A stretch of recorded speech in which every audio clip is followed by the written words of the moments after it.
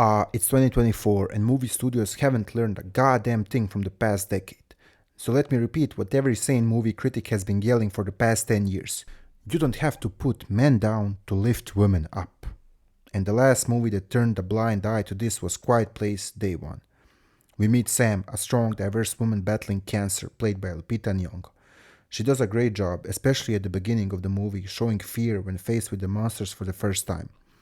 However, all of that fear basically disappears in 5 minutes, where she's like, I'm gonna go get pizza in Harlem and completely ignore the situation at hand. Monsters running around, don't care, I'm gonna go get pizza. In the theater, we meet someone played by Jimon Hunsu. Now that was a character. He was stoic, calm, collected, acted fast, and behaved in a way that benefited everyone in the shelter. When I first saw him, I thought he would be the co-star of the movie. But no, the movie needed to provide a meek, weak, punching board of a character. Enter Eric. Eric finds Sam's cat. Yeah, there's a freaking cat in the movie who survives in the end. And he returns the cat to Sam, and that's how they meet. And this is where the character assassination starts. I'll go over 3 situations where the movie makes Eric look as weak as possible to make Sam look like a strong, indestructible woman. And don't forget, Sam is a 100-pound woman who has late-stage cancer and needs fentanyl shots to even move. Scene 1. I'm scared, help me. Sam stops under the rain to tell Eric to stop following her and to go to South Street Seaport. He looks at her like she just gave him a death sentence. After showing visible signs of a mental breakdown, he tells her that he's scared. So Sam does the only reasonable thing. She lets a 6-foot physically stronger man she met 20 minutes ago follow her around during an apocalyptic event. What the On top of that, Eric had hours to absorb the initial shock of the invasion and pull himself together. In this scene, it looks like Sam spent years surviving this scenario, while Eric was there for 5 minutes and still absorbing everything. It's just that this entire scene makes absolutely no sense. Scene 2, I shiver in the cold New York water.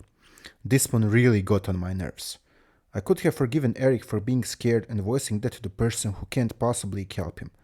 But once they enter the New York subway and start walking in the cold water to get to the other side of the tunnel, he starts shivering. And it was so loud that it attracted the attention of one of the monsters who starts running towards them.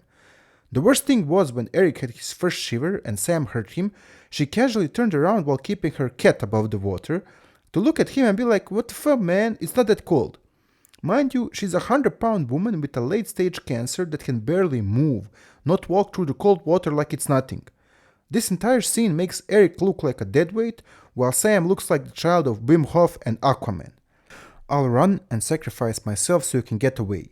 They see a boat in the distance and try to approach it. They reach a car and realize that they're simply too far away. There are too many monsters. Eric sees it and starts panicking uncontrollably, with watery eyes and a twitching shin that proves to us that he is scared shitless. Sam just looks at him with a, don't worry fam, I got this. She keeps calming him and playing the role of a protector. She says goodbye to her cat and tells Eric to run, standing up and attracting the attention of the monsters. Of course, she can barely run, and somehow the monsters don't catch her even though she should be dead in seconds. But Eric runs for his life and narrowly escapes the monsters who sprinted for him, but not for Sam. They jogged for her. Eric jumped in the water and saved himself, and also the cat. He didn't sacrifice himself for her. No, he didn't even stop her from doing it. He didn't even flinch. He was just, oh, thanks for sacrificing yourself for me. I'll live. And they expect us to root for this guy, to be satisfied that he lived.